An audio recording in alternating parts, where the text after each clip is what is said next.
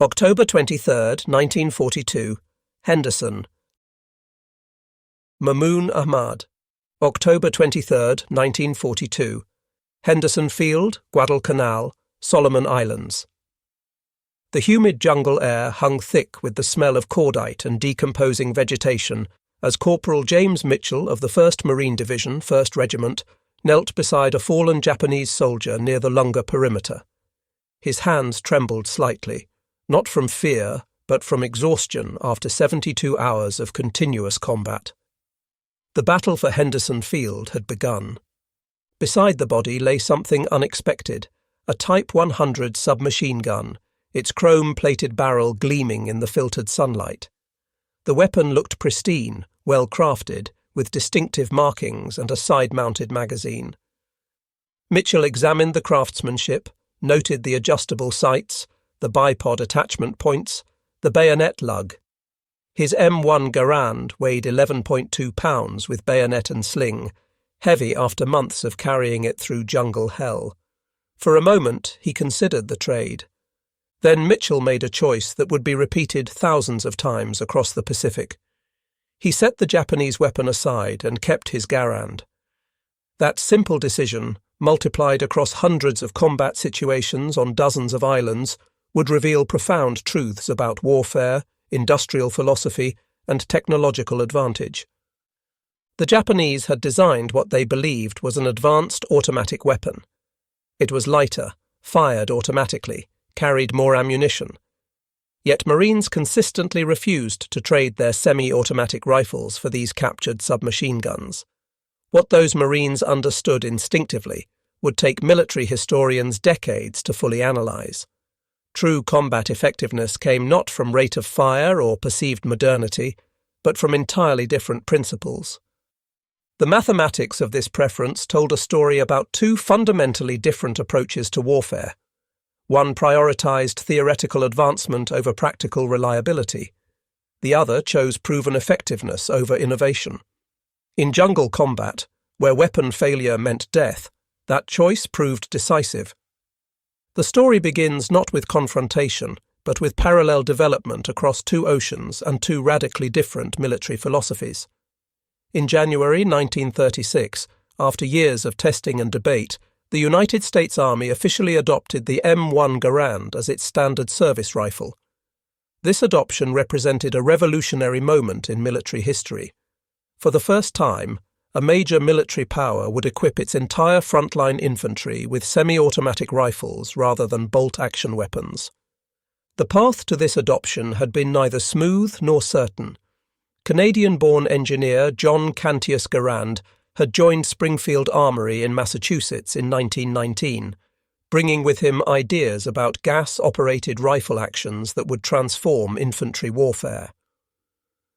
Garand was a meticulous designer, a perfectionist who understood both mechanical engineering and the practical requirements of military service. His early designs failed testing. Ammunition changes forced complete redesigns. Army brass questioned whether soldiers needed semi-automatic fire. Budget constraints threatened the entire program. But Garand persisted, refining his design through the 1920s and early 1930s. His rifle used a gas-operated rotating bolt action. When fired, expanding gases were tapped from the barrel through a port, driving a piston that operated the bolt. The bolt rotated to unlock, extracted the spent cartridge, ejected it, and loaded a fresh round from an 8-round en-bloc clip. The entire cycle occurred in fractions of a second, allowing a skilled rifleman to fire as fast as he could pull the trigger while maintaining sight, picture, and aim. The M1 Garand fired the powerful .30-06 Springfield cartridge, the same ammunition used in the bolt-action M1903 Springfield rifle. This .30 caliber round had been standardized in 1906, hence the designation .06. It fired a 150-grain bullet at approximately 2,805 feet per second, generating approximately 2,650 foot-pounds of muzzle energy. This gave the round tremendous range, penetration, and stopping power. The decision to maintain this caliber ensured ammunition compatibility across the entire arsenal and preserved the lethality that American military planners demanded.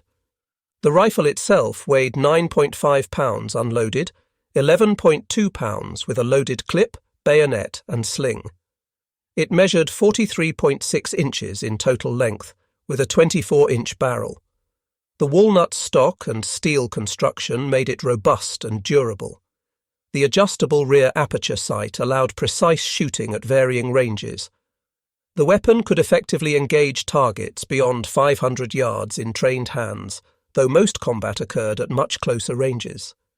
General George Smith Patton would famously call it the greatest battle implement ever devised.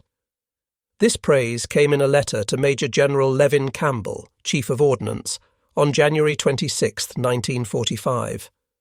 But in 1942, as the 1st Marine Division landed on Guadalcanal in August, this praise remained theoretical. Many Marines still carried M1903 Springfield bolt-action rifles. The M1 Garand remained in relatively short supply. Production had ramped up slowly. The Marine Corps had deliberately chosen a phased implementation policy, equipping rear echelon units first while they evaluated the rifle's performance in harsh amphibious conditions. Yet those Marines who had received Garands quickly developed fierce loyalty to the weapon. They discovered that when they pulled the trigger, it fired. When they aimed at an enemy, if they did their part, the weapon would do its part. When they hit an enemy with the 30-06 round, he went down and stayed down. Meanwhile, across the Pacific, Japan had followed a completely different path in weapons development. Throughout the 1930s, Japanese military doctrine emphasized 3 elements: rifle marksmanship at long range, bayonet charges at close range, machine gun support for both. The concept of a submachine gun, a weapon firing pistol-caliber ammunition at high rates of fire, found little favour with Japanese military planners steeped in traditions dating back centuries. The Japanese army had purchased small quantities of European submachine guns in the 1920s and early 1930s. Approximately 445 to 500 Sig Bergmann 1920 submachine guns, a Swiss-made weapon based on the German MP-18 design, entered Japanese service. These fired 7.63 by 25mm Mauser cartridges. A small number of Austrian-made Solothurn S1100 submachine guns also saw limited use. These weapons were examined, tested, and largely dismissed as niche tools unsuited to Japanese tactical doctrine.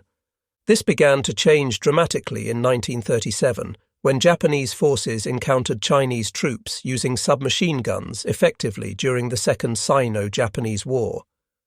The Battle of Shanghai, which raged from August 13th through November 26, 1937, proved particularly instructive. In the dense urban environment, Chinese soldiers armed with various submachine guns could lay down devastating close-range fire during street fighting. Japanese infantry, armed primarily with bolt-action Type 38 rifles, found themselves outgunned in building-to-building combat. The shock of Shanghai forced Japanese military planners to reconsider. In August 1937, immediately after experiencing the effectiveness of Chinese submachine guns in urban combat, the Imperial Japanese Army initiated development of their own submachine gun. Lieutenant General Kijiro Nambu, designer of the famous Nambu pistol, received orders to create a Japanese submachine gun based on the imported Bergmann designs they had studied. Development proceeded through several experimental models. The experimental Model 3 appeared in 1938, followed by Model 3B and 3C variants in 1939. Finally, in 1940, the Imperial Japanese Army formally adopted the weapon as the Type 100 submachine gun, the designation referring to the Japanese Imperial Year 2600. The Type 100 fired the 8mm Nambu cartridge, officially designated 8 by 22mm Nambu. This pistol round fired a 102-grain bullet at approximately 1,030 feet per second, generating only 242 foot-pounds of muzzle energy. This represented less than 1/10 the power of the 30-06 fired by the M1 Garand. The weak cartridge limited effective range to approximately 150 metres under ideal conditions, though practical combat range proved much shorter. The weapon itself featured a simple blowback-operated mechanism firing from an open bolt. The cyclic rate of fire varied by model. The early Type 140 fired at approximately 450 rounds per minute. The later simplified Type 144 increased this to 800 rounds per minute. The weapon fed from a curved 30-round magazine inserted horizontally on the left side, an unusual configuration that made the weapon awkward to handle in confined spaces. Production of the Type 100 occurred at Kokura Arsenal and Nagoya Arsenal, with the weapon designed by Nambu Arms Manufacturing Company. Total production numbers remain disputed due to incomplete wartime records. Japanese military historian Shigeo Sugawa documented approximately 10,000 units produced, with nearly 9,000 being the later simplified model. However, some Western sources estimate up to 30,000 units may have been manufactured, though the lower figure appears more credible based on Japanese records. The Type 100 suffered from numerous design flaws that became apparent under combat conditions. The complex bayonet lug and bipod mounting system added unnecessary weight and manufacturing complexity. The horizontal magazine made the weapon difficult to fire from cover. The safety mechanism proved unreliable. The rear sight, optimistically graduated to 1,500 metres on early models, bore no relationship to the weapon's actual capabilities. Perhaps most critically, the weak 8mm Nambu cartridge lacked stopping power and penetration. Manufacturing quality declined precipitously as the war progressed. Early production models showed reasonable fit and finish. By 1944 and 1945, with Japanese industry collapsing under bombing and blockade, Type 100 specimens exhibited rough machining, poor welding, and inferior materials. Chrome lining disappeared from barrels. Wooden stocks gave way to crude fabrications. Tolerances loosened to the point where reliability, already marginal, became entirely unpredictable. Distribution compounded these problems. The Imperial Japanese Army never fully embraced the submachine gun conceptually or logistically. Production remained low priority. Most Type 100s went to specialized units. Paratroopers received a collapsible stock variant. Naval Special Landing Forces, Japan's Marines, received limited quantities. Tank crews occasionally carried them. Regular infantry rarely saw them. By the time Marines encountered Japanese forces on Guadalcanal, Tarawa, Saipan, and other island battles, the Type 100 remained a rare curiosity rather than a standard weapon. When Marines did encounter Type 100s, either captured or taken from dead Japanese soldiers, they invariably rejected them after brief examination. The reasons were immediately apparent to combat veterans. At typical Pacific Island engagement ranges of 100 to 300 yards, the Type 100 could not reach targets that the M1 Garand could destroy with aimed fire. The 8mm Nambu round failed to penetrate even light cover that the 30-06 punched through effortlessly. Dense jungle vegetation that barely slowed the powerful Garand round would deflect the weak pistol cartridge. In close-quarters combat, where the Type 100 should theoretically have excelled, practical realities intervened. The horizontal magazine snagged on doorways, vegetation, and equipment. The crude sights made accurate shooting nearly impossible. The unreliable safety led to accidental discharges or failures to fire when needed. Most critically, Marines had no reliable source of 8mm Nambu ammunition. Using a captured weapon meant depending on captured ammunition, a risk no Marine would willingly take when his life depended on his weapon functioning. The M1 Garand, by contrast, offered Marines everything they needed for survival in Pacific combat. The semi-automatic action allowed rapid, aimed fire without losing sight picture. A trained Marine could deliver 8 rounds accurately in less than 10 seconds, then reload with a fresh aim block clip in under 3 seconds. The powerful 30-06 cartridge could penetrate Japanese bunkers, destroy light fortifications, and stop enemy soldiers instantly at any practical combat range. Reliability proved paramount in the harsh Pacific environment. The Garand functioned in mud, sand, salt water, and jungle humidity that would have destroyed more delicate weapons. The gas system, while requiring maintenance, proved remarkably tolerant of fouling. The operating rod and bolt could be cleared and lubricated in seconds. Parts were completely interchangeable between rifles. Every Marine knew that his Garand would fire when he pulled the trigger, regardless of conditions. The ammunition supply system reinforced this reliability. The 30-06 cartridge was manufactured by the millions in dozens of American factories. Every round met strict specifications. Every clip functioned identically. Supply lines, despite the vast Pacific distances, ensured continuous ammunition availability. Marines never worried about running out of 30-06 ammunition. They never questioned whether a round would fire or function properly. Training created the final advantage. Every Marine learned to shoot, clean, maintain, and repair the M1 Garand during basic training. They understood the weapon intimately. They could disassemble and reassemble it blindfolded. They knew its capabilities and limitations. They trusted it because they understood it. The Type 100 remained an unknown, a foreign weapon with unfamiliar characteristics and uncertain performance. The contrast extended beyond the weapons themselves to the vastly different industrial systems that produced them. American industry churned out M1 Garands by the millions. Springfield Armory in Massachusetts and Winchester.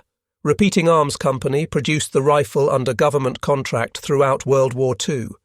Production quality remained consistently high throughout the war. Every Garand was completely interchangeable with every other Garand. Every part was standardized.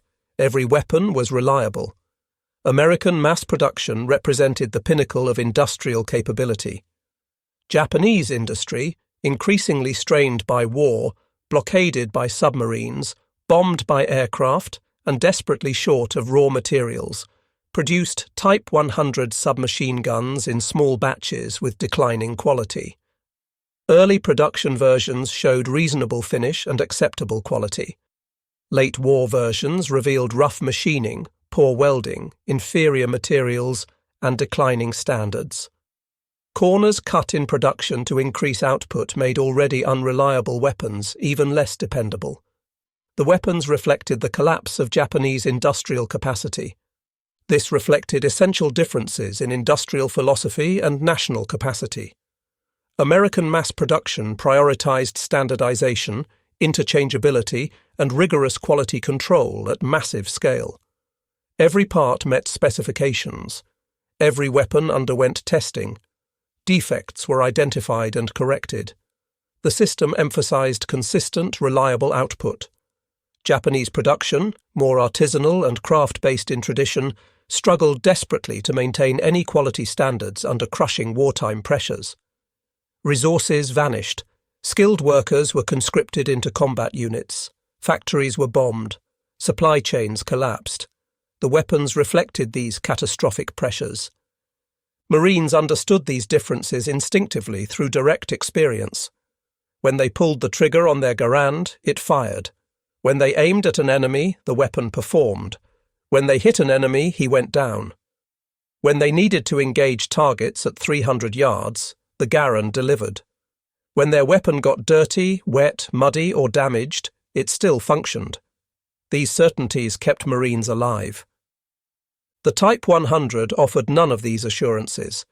It represented an unknown, a gamble, a risk. In combat, Marines never gambled with their lives.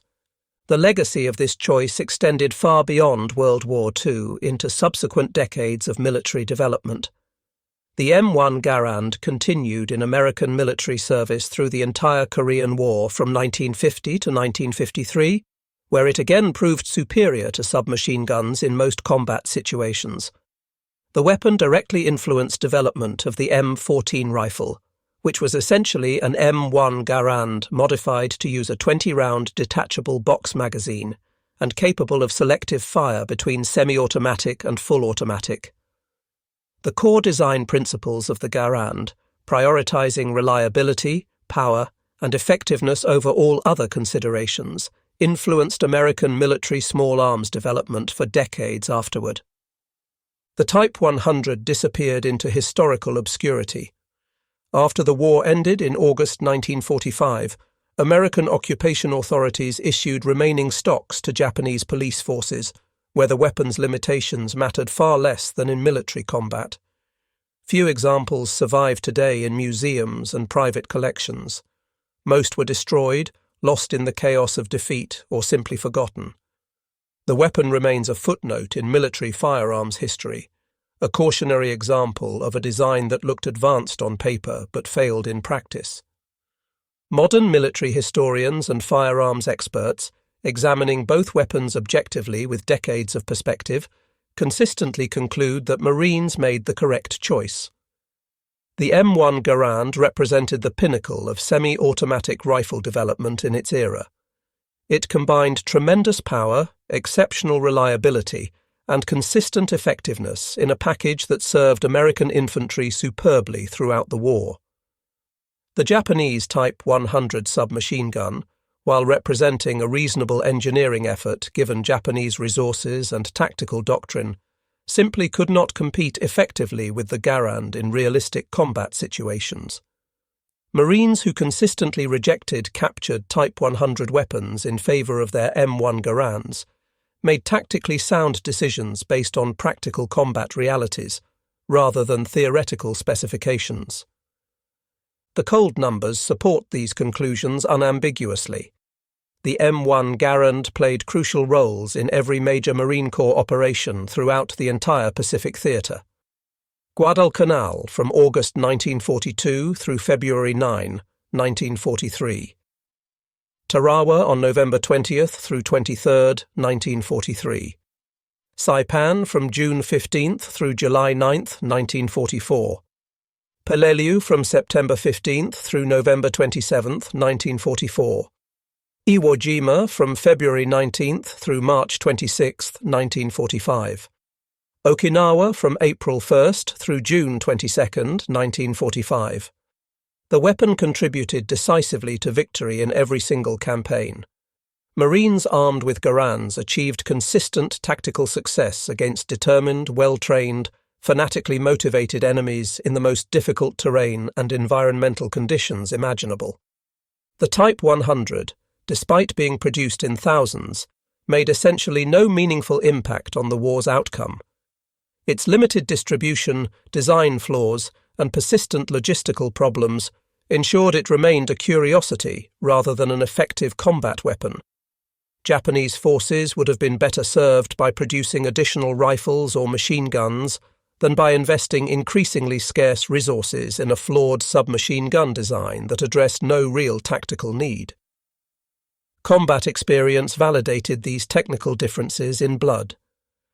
During the October 23rd through 26th battle for Henderson Field, Marines of the 7th Marine Regiment faced massive Japanese attacks attempting to retake the airfield.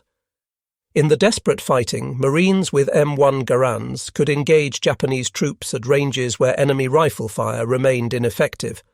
The rapid semi-automatic fire of the Garand allowed individual Marines to break up Japanese assault formations before they could close to effective range. Private First Class Mitchell Paige, manning a machine gun position during this battle, would later receive the Medal of Honor for his actions. When Japanese forces overran adjacent positions, Paige and the riflemen around him held their ground.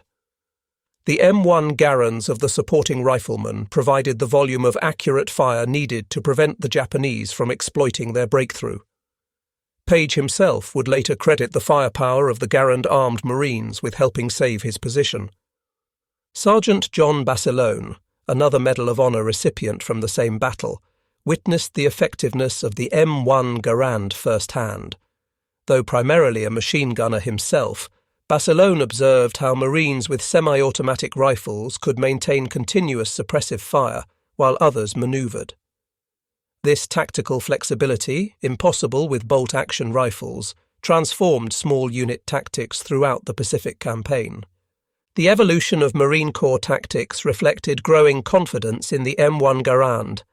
Initial skepticism about the rifle's reliability in amphibious operations disappeared after the weapon proved itself in combat. By the time of Operation Galvanic at Tarawa in November 1943, Marines had developed new assault techniques that maximized the Garand's capabilities. Fire teams could maintain continuous suppressive fire, with one Marine firing while another reloaded. The 8-round capacity and rapid reload capability meant that Marines could advance under their own covering fire. The Battle of Saipan in June and July 1944 demonstrated the M1 Garand's effectiveness in varied terrain. From the beaches to the mountainous interior, Marines engaged Japanese forces at distances ranging from point-blank to over 400 yards. The versatility of the M1 Garand allowed Marines to adapt their tactics to each situation. In the cane fields, Marines could engage Japanese snipers at extreme ranges. In the caves and ravines of Mount Tapochau, the stopping power of the 30-06 proved essential for defeating Japanese positions protected by natural fortifications. Captain Louis H. Wilson, who would later become Commandant of the Marine Corps, earned the Medal of Honor on Guam in July 1944. Leading his company in an assault on Fonte Hill, Wilson personally demonstrated the M1 Garand's capabilities by eliminating multiple Japanese positions with accurate rifle fire. His citation specifically noted his effective use of rifle fire in leading the assault. This represented countless similar actions where individual Marines armed with M1 Garands could decisively influence tactical situations through superior firepower. The Japanese military's own assessment of American small arms, documented in captured reports, acknowledged the overwhelming superiority of the M1 Garand. A translated Japanese training document from 1944 warned that American semi-automatic rifles could deliver devastating firepower and advised that Japanese forces should avoid rifle duels at extended ranges. The document recommended night attacks and close combat as the only viable tactics against American rifle-equipped units, tacit admission of the Type 100's inadequacy. Production statistics from 1944 illustrated the widening gap between American and Japanese industrial capacity. Springfield Armory alone produced more M1 Garands in a single month than Japan produced Type 100s during the entire year. Winchester's monthly production exceeded Japan's total wartime submachine gun production. These numbers translated directly into battlefield superiority. Every Marine infantry battalion possessed more firepower than an entire Japanese regiment, primarily due to the superiority and availability of the M1 Garand. The Battle of Peleliu from September through November 1944 showcased the M1 Garand's superiority in the most challenging combat conditions. The 1st Marine Division encountered Japanese forces employing new defensive tactics, fighting from elaborate cave systems rather than launching suicidal charges. In this grinding battle of attrition, the M1 Garand's accuracy and penetration proved essential. Marines could place accurate fire into cave openings at extended ranges, while the 30-06's penetration could defeat improvised armour and fortifications. Private First Class Richard Krause, posthumously awarded the Medal of Honor at Peleliu, exemplified the individual firepower that the M1 Garand provided to every Marine. When his squad was pinned down by Japanese fire, Krause advanced alone against enemy positions, using his Garand to eliminate multiple enemy strongpoints before being mortally wounded. His ability to deliver rapid, accurate fire while manoeuvring would have been impossible with a bolt-action rifle and suicidal with a short-ranged submachine gun. The Philippines campaign of 1944 and 45 saw limited deployment of Type 100s among Japanese forces, primarily with naval troops defending Manila. In urban combat, where the submachine gun should theoretically have excelled, the weapons proved ineffective against American forces. Marines and soldiers armed with M1 Garands could engage Japanese positions through walls and fortifications that stopped pistol-caliber rounds. The weak 8mm Nambu cartridge failed to penetrate even basic urban cover, like wooden doors or furniture that Americans used for protection.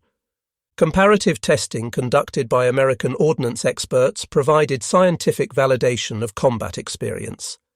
At Aberdeen Proving Ground, captured Type 100s were subjected to rigorous testing alongside M1 Garands. The results proved devastating for the Japanese weapon.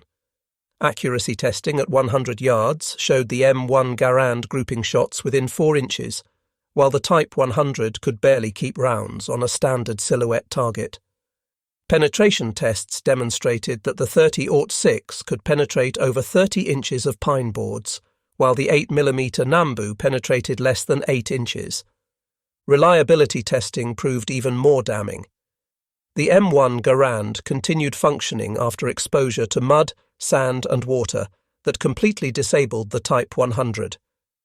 Endurance testing showed the Garand capable of firing thousands of rounds with minimal maintenance, while Type 100s experienced increasing malfunctions after just a few hundred rounds. Cold weather testing, relevant for potential operations in northern Japan or Korea, showed the Garand functioning normally at -20 degrees Fahrenheit, while the Type 100's open bolt mechanism froze solid. The institutional response to these tests was unanimous. American ordnance officers concluded that the Type 100 represented no improvement over World War I-era submachine guns and was inferior to contemporary Allied designs like the British Sten or Soviet PPSH-41. More importantly, they confirmed that for Pacific combat conditions, the M1 Garand remained vastly superior to any submachine gun regardless of origin. Veterans' accounts from the Battle of Iwo Jima in February and March 1945 consistently emphasized the M1 Garand's role in survival and victory. The volcanic ash of Iwo Jima created unique challenges for weapons maintenance, yet the Garand continued functioning when more delicate weapons failed. Marines could clear their rifles quickly and return to action. The 27 Medals of Honor awarded for actions at Iwo Jima often cited effective rifle fire in their narratives, testament to the M1 Garand's importance in individual combat actions. Gunnery Sergeant John Basilone, who had earned the Medal of Honor on Guadalcanal, was killed in action on Iwo Jima while leading an assault on Japanese positions.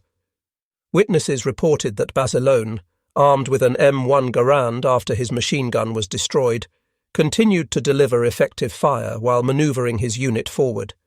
His death demonstrated that even the finest weapons could not guarantee survival, but also that the M1 Garand gave Marines the best possible chance in combat. The final major Pacific battle at Okinawa from April through June 1945 saw the M1 Garand at its peak effectiveness. The 10th Army, comprising both Marine and Army divisions, brought overwhelming firepower to bear on Japanese positions. Individual riflemen with M1 Garands could engage Japanese forces at ranges exceeding 400 yards in the open terrain of southern Okinawa. In the close combat of the Shuri Line, the stopping power of the 30-06 proved essential for defeating determined Japanese defenders.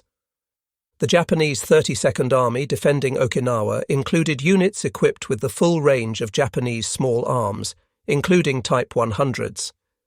Yet these weapons made no discernible impact on the battle's outcome.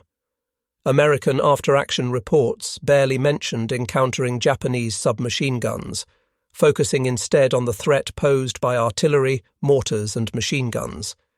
The Type 100 had become so irrelevant to Japanese defensive schemes that many units didn't bother issuing them even when available.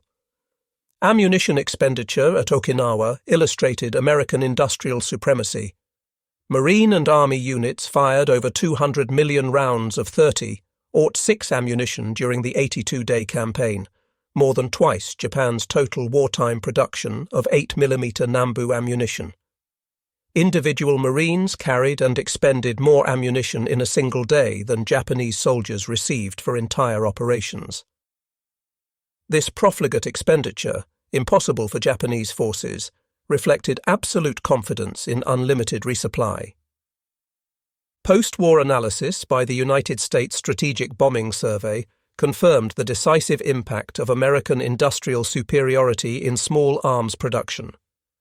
The survey concluded that Japan never developed the industrial infrastructure necessary for modern warfare.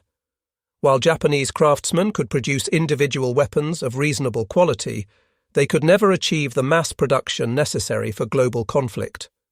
The Type 100 represented this failure, a weapon that required too much skilled labour to produce too few inadequate weapons.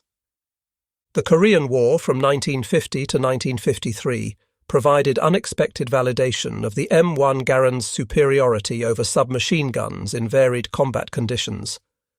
When North Korean and Chinese forces employed Soviet-supplied PSH-41 and PPS-43 submachine guns in mass infantry attacks, American and United Nations forces armed with M1 Garands consistently prevailed in ranged firefights.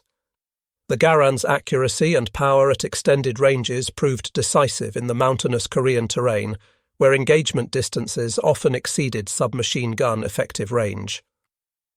Marine veterans of the Pacific War who served in Korea noted the similarity between Japanese and Communist tactics, both emphasizing mass assault and close combat to negate American firepower advantages. The M1 Garand, now supplemented with improved ammunition and better maintenance procedures, continued to provide the range and stopping power necessary to defeat these tactics. Marines at the Chosin Reservoir in November and December 1950, fighting in temperatures that reached -35 degrees Fahrenheit, found their Garands still functioned when other weapons failed. The Japanese Self-Defense Forces, established in 1954, notably chose not to retain the Type 100 in any capacity. Instead, they initially adopted American M1 Garands provided through military assistance programs, implicit acknowledgement of the weapon's superiority. Former Imperial Japanese Army officers serving as advisors to the new force specifically cited the M1 Garand's reliability and effectiveness as reasons for adoption. They had learned through bitter experience what worked in modern warfare. Examination of surviving Type 100 specimens in museums reveals the weapon's fundamental design compromises. The horizontal magazine, intended to allow prone firing with a long magazine, actually made the weapon awkward in every firing position. The complex bayonet mounting system, reflecting Japanese emphasis on blade weapons, added weight and manufacturing complexity for a capability rarely used. The adjustable rear sight, graduated to unrealistic ranges, demonstrated disconnection between theoretical design and practical application. Original Japanese military manuals for the Type 100, translated after the war, revealed confused tactical doctrine. The manuals suggested employment at ranges up to 400 meters, clearly impossible given the weapon's ballistics. They emphasized accuracy over volume of fire, contradicting the submachine gun's fundamental purpose. They recommended single shots rather than automatic fire to conserve ammunition, negating the weapon's primary advantage. These contradictions reflected Japanese military leadership's failure to understand modern automatic weapons employment. Cost analysis provided another dimension to the comparison. An M1 Garand cost the United States government approximately $85 in 1943 dollars. A Type 100 cost the Japanese government approximately 120 yen, roughly equivalent to $110 at wartime exchange rates. The Japanese paid more for an inferior weapon that required more skilled labour, more scarce materials, and more complex manufacturing processes. This economic inefficiency, multiplied across all military production, contributed to Japan's inevitable defeat. The human cost differential proved even more significant.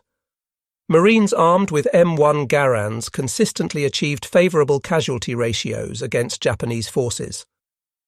While exact figures varied by battle, American forces typically inflicted 10 or more Japanese casualties for every American loss. While superior tactics, training, artillery, and air support contributed to this disparity, the superiority of individual weapons like the M1 Garand played a crucial role. Every Marine with a Garand possessed more firepower than multiple Japanese soldiers with bolt-action rifles or inferior submachine guns. Maintenance requirements illustrated another crucial advantage. The M1 Garand required basic cleaning and lubrication that any Marine could perform with issued cleaning kit. Field stripping for basic maintenance took less than a minute. Complete disassembly for depot-level maintenance rarely proved necessary. The Type 100 required complex disassembly for basic cleaning, with numerous small parts that could be lost or damaged. The open bolt mechanism accumulated debris rapidly in field conditions, requiring frequent, complicated maintenance that Japanese forces rarely had time or materials to perform. The spare parts situation reinforced American advantages. Every Marine battalion included armourers with complete part sets for M1 Garands. Any damaged rifle could be repaired quickly or replaced entirely from stockpiles.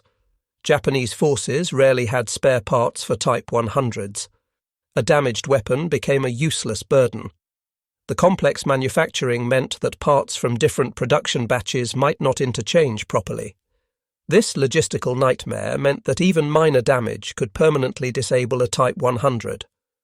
Weather resistance provided crucial advantages in the varied Pacific climates. The M1 Garand functioned reliably in the freezing mountains of northern Luzon, the steaming jungles of New Guinea, the coral dust of Tarawa, and the volcanic ash of Iwo Jima.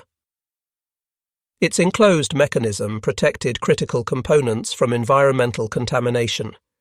The Type 100's open bolt mechanism exposed the entire action to contamination. Humidity caused rapid corrosion. Sand and dust created immediate malfunctions. Salt spray from amphibious operations corroded exposed steel components within hours. Night combat revealed unexpected advantages for the M1 Garand.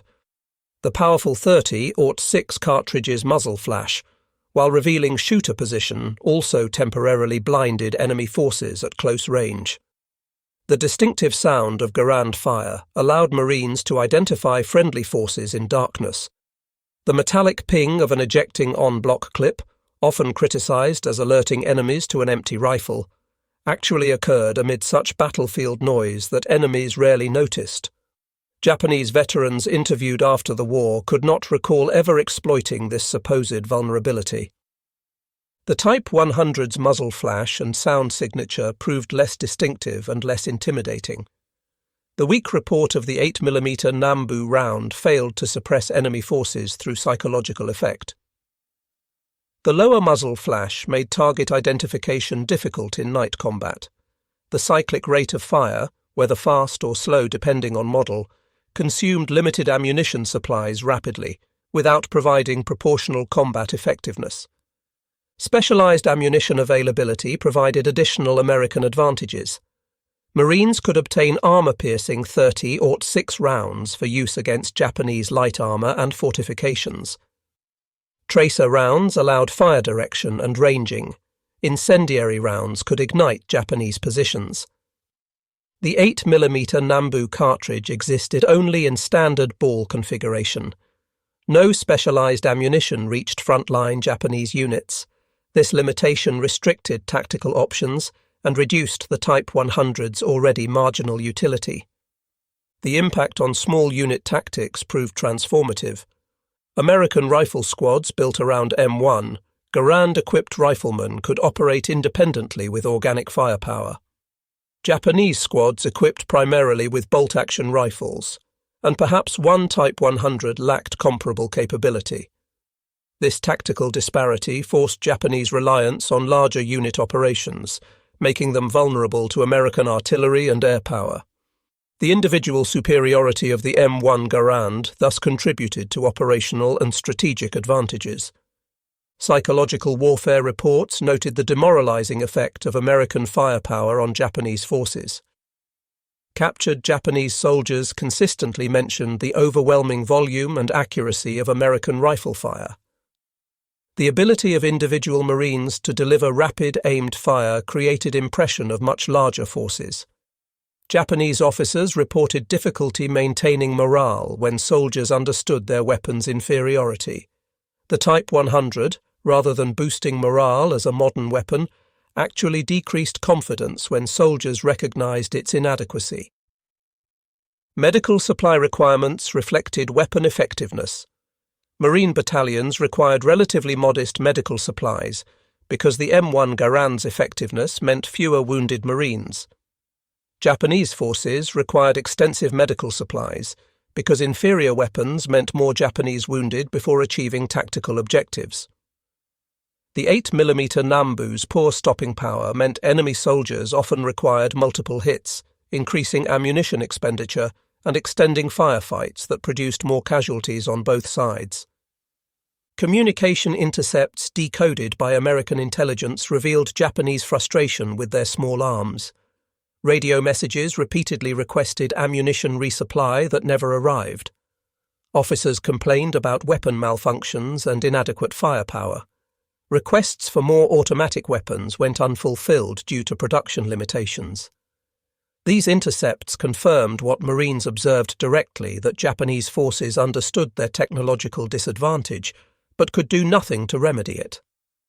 The surrender of Japan in August 1945 ended the Pacific War before the planned invasion of the Japanese home islands. Operation Downfall, the proposed invasion, would have seen millions of M1 Garand-equipped American soldiers and Marines facing Japanese forces armed with whatever weapons remained. Intelligence estimates suggested that Japan retained fewer than 5,000 functional Type 100s for home defense.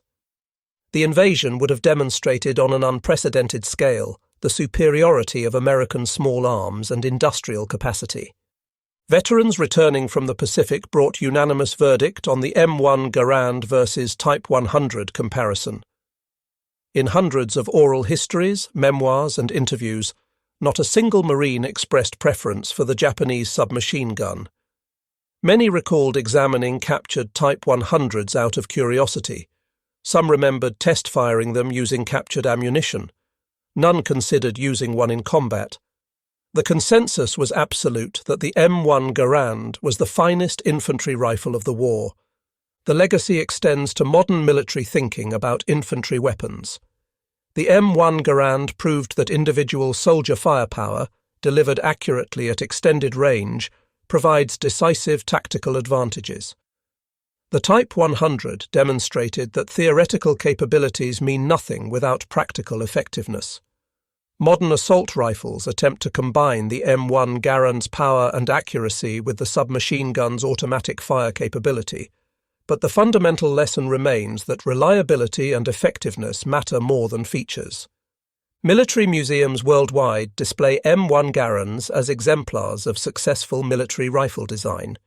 The weapons remain functional after 80 years, testament to robust construction and sound engineering. Type 100s appear rarely in museums, usually as curiosities illustrating unusual or failed designs. When displayed together, the contrast remains stark, the Garand solid and purposeful, the Type 100 awkward and complicated. Collectors' markets reflect historical judgment. M1 Garands command premium prices as historically significant weapons that function reliably. Type 100s, when available at all, appeal primarily to collectors of unusual weapons. The few transferable Type 100s in the United States are valued more for rarity than historical importance or shooting capability. Ammunition scarcity makes actually firing them impractical, while .30-06 remains widely available for Garand shooters. Modern military historians studying the Pacific War consistently conclude that American material superiority, including individual weapons like the M1 Garand, proved as decisive as superior tactics or strategy. The ability to equip every Marine with an effective, reliable, powerful rifle created cumulative advantages that no amount of Japanese courage or determination could overcome. The Type 100 represented Japanese military industry's inability to compete in modern industrial warfare. The final verdict comes from those who were there. Marine Corporal James Mitchell, who made that choice between M1 Garand and Type 100 on Guadalcanal in October 1942, survived the war and lived to age 91. Asked decades later about his decision, Mitchell simply said he never considered taking the Japanese gun because his Garand had never let him down, and he knew it never would. That trust, multiplied across hundreds of thousands of Marines and soldiers, helped win the Pacific War. The mathematics were simple. One Marine with one M1 Garand possessed more practical firepower than multiple Japanese soldiers with any combination of weapons. That individual superiority, multiplied across entire divisions, created overwhelming tactical advantages. Those tactical advantages, accumulated across dozens of island battles, produced strategic victory. The M1 Garand was not just the greatest battle implement ever devised, as Patton stated. It was a war-winning weapon that validated American industrial democracy's ability to outproduce and outfight totalitarian adversaries. When the last Marines departed Japan after occupation duty in the late 1940s, they brought their Garands home. Many purchased their service rifles through the Director of Civilian Marksmanship program, keeping the weapons that had kept them alive. These rifles became family heirlooms, passed to children and grandchildren with stories of Pacific battles. The Type 100s remained in Japan, most destroyed during occupation, others rusting in forgotten warehouses, unwanted reminders of defeat and technological inadequacy. The comparison between M1 Garand and Type 100 ultimately transcends mere technical specifications or battlefield performance. It represents the difference between democratic industrial capacity and authoritarian limitations, between pragmatic engineering and impractical tradition, between weapons designed by users and weapons imposed on users. Marines chose the M1 Garand because it worked. They rejected the Type 100 because it didn't. In war, that simple distinction makes all the difference between victory and defeat, between survival and death, between coming home and remaining forever on some Pacific island. The statistics of production tell their own story of industrial might versus industrial failure. Between 1936 and 1945, American factories produced approximately 5.4 million M1 Garands. Springfield Armory manufactured 3,500,000. Winchester contributed 513,880. International Harvester and Harrington Richardson would add more during the Korean War era. This massive production occurred while America simultaneously produced Sherman tanks, B-29 bombers, Liberty ships, and every other tool of modern warfare. Japan produced at most 30,000 Type 100s, more likely 10,000 according to their own records. This represented less than 1% of American rifle production, for a weapon that was supposed to provide superiority in close combat. The numbers revealed the futility of Japanese efforts to match American industrial output. Every statistical comparison favored the Americans by margins so overwhelming that tactical innovation could never compensate for material disadvantage. The final accounting came in casualties. Throughout the Pacific War, Marine units armed primarily with M1 Garands achieved kill ratios exceeding 10-1 against Japanese forces. While superior supporting arms contributed to this disparity, the individual superiority of the Marine rifleman with his Garand formed the foundation of tactical success. The Type 100, in the few engagements where it appeared, made no measurable difference to these ratios. It remained a footnote in battle reports that focused on the decisive superiority of American firepower. That choice, made by individual Marines like Corporal Mitchell on October 23, 1942, validated years of development, millions of dollars of investment, and revolutionary changes in military doctrine. Every time a Marine squeezed the trigger of his Garand and watched an enemy fall, he confirmed that American military planners had made the right decision. Every Type 100 abandoned on Pacific battlefields testified that Japanese military leadership had failed their soldiers by providing inadequate weapons for modern war. The story ends where it began, with individual Marines making individual choices based on hard experience. They chose the weapon that gave them the best chance of survival and victory. They chose overwhelming firepower over theoretical sophistication.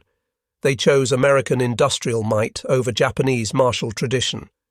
They chose the M1 Garand, and that choice helped them win the Pacific War.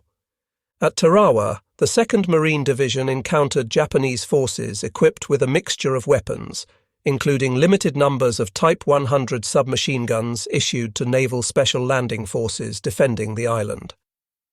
In the brutal 76 hours of combat, these weapons proved utterly inadequate against Marines armed with M1 Garands. The Japanese defenders, forced to fight from fixed positions, could not exploit the submachine gun's theoretical advantage in close combat. Meanwhile, Marines could engage and destroy Japanese positions at ranges where the Type 100 could not even reach. The testimony of Marines who fought across the Pacific consistently emphasized the Garand's superiority.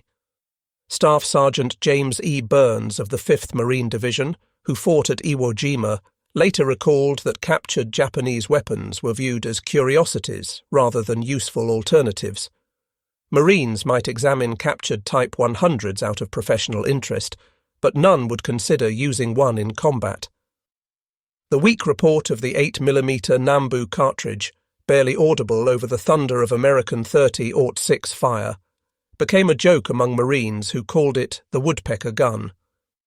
Technical analysis by American ordnance experts who examined captured Type 100s confirmed what Marines knew instinctively. Reports filed by the Aberdeen Proving Ground after testing captured specimens noted numerous deficiencies. The horizontal magazine position made prone firing difficult and exposed the shooter when firing around corners. The complex manufacturing process required skilled workers that Japan increasingly lacked. The selective fire capability of later models proved useless given the weapon's poor controllability in full automatic fire. Intelligence reports from interrogated Japanese prisoners revealed their own military's lack of confidence in the Type 100. Japanese officers complained about inadequate ammunition supply, with some units receiving only 60 rounds per weapon for an entire operation. Training with the weapon remained minimal, with most troops never firing more than a few magazines before entering combat. The Japanese military's own after-action reports, captured after the war, acknowledged that the Type 100 failed to provide any significant tactical advantage. The industrial mathematics told an even starker story. To produce one Type 100 required approximately 45 man-hours of skilled labour in 1940, increasing to over 60 hours by 1944, as simplified production methods actually complicated assembly. An M1 Garand required approximately 9 man-hours of mostly semi-skilled labour, with that figure dropping to under 6 hours by 1944 as production methods improved. American workers could produce 7 M1 Garands in the time Japanese workers needed for one Type 100, and the Garand was infinitely more effective in combat. Supply chain analysis revealed additional disparities. The M1 Garand used commonly available materials that American industry could source domestically. The Type 100 required specialized steel alloys that Japan had to import, chrome that became increasingly scarce, and precision machinery that bombing progressively destroyed. Every B-29 raid on Japanese industrial centers further degraded Type 100 production quality, while American production centers remained untouched by enemy action. The ammunition situation presented perhaps the starkest contrast. American industry produced approximately 47 billion rounds of small arms ammunition during World War II, including over 10 billion rounds of .30-06. Japanese production of 8mm Nambu ammunition totaled less than 100 million rounds for all weapons using that cartridge, including pistols. Marines in the Pacific could expend ammunition freely, knowing that unlimited supplies would arrive with each convoy. Japanese forces hoarded every round, knowing that resupply was uncertain at best. Training doctrine reflected these realities. Marine Corps marksmanship training emphasized accurate, aimed fire at extended ranges. Every Marine qualified with the M1 Garand at distances up to 500 yards. The Marine Corps motto, "Every Marine a Rifleman," meant that even cooks, clerks, and drivers could effectively employ the Garand in combat. Japanese training for the Type 100, when it occurred at all, consisted primarily of familiarization rather than serious marksmanship. Most Japanese soldiers who carried Type 100s had fired fewer than 100 rounds in training. The psychological impact extended beyond mere technical capabilities. Marines developed absolute confidence in their weapons through extensive training and successful combat experience. They knew their Garands would function in any conditions, deliver devastating firepower, and give them decisive advantages in firefights. This confidence translated into aggressive tactics, willingness to engage at longer ranges, and superior small unit performance. Japanese forces, conversely, understood their equipment's limitations. Captured Japanese documents revealed pessimism about their small arms compared to American weapons. One Japanese officer's diary, captured on Saipan, noted with despair that American rifles could kill at ranges where Japanese soldiers could not even return effective fire. This technological disparity contributed to the increasing Japanese reliance on suicidal banzai charges, desperate attempts to close to ranges where their inferior weapons might prove effective. The medical evidence provided grim confirmation of the weapon's relative effectiveness. Marine Corps medical personnel documented that wounds from 30-06 rounds typically proved immediately incapacitating, with massive tissue damage and hydrostatic shock effects. The high velocity and energy of the round created devastating wound channels. Japanese medical personnel treating wounds from 8mm Nambu rounds noted that enemies often required multiple hits to stop, with wounds frequently proving non-fatal if promptly treated. Logistical planning reflected institutional understanding of these realities. Marine Corps supply doctrine allocated generous ammunition supplies for M1 Garand equipped units, typically 300 rounds per rifle as basic load with unlimited resupply available. Japanese doctrine for Type 100 equipped units allocated only 120 rounds per weapon, with resupply uncertain. These allocation differences reflected not just industrial capacity, but fundamental understanding of the weapon's roles and capabilities. The story ultimately illustrates a timeless truth about military technology that remains relevant today. Advanced is not the same as effective. Modern is not the same as superior. Features do not equal real function. Complexity does not ensure capability. In actual combat, simple, reliable, and powerful beats complex, unreliable, and weak every single time. Marines understood this truth through hard experience. They chose the weapon that would keep them alive and help them win. They chose the M1 Garand. When the last Marines departed Okinawa in late June 1945 after the bloodiest battle of the Pacific War, they carried their Garands. Japanese Type 100 submachine guns littered battlefields across the Pacific, abandoned by their users who were dead, rejected by their captors who knew better, obsolete before they even entered service. The Marines had spoken through their choices. In the crucible of sustained combat, they had chosen reliability over innovation, power over rate of fire, effectiveness over modernity, substance over style. That choice validated the wisdom of American industrial planning, the foresight of ordnance officers who chose power and reliability over other considerations, and most importantly, the judgment of individual Marines who understood that in combat, the best weapon is the one that works every single time. The M1 Garand was that weapon, and every Marine who carried one into combat knew it.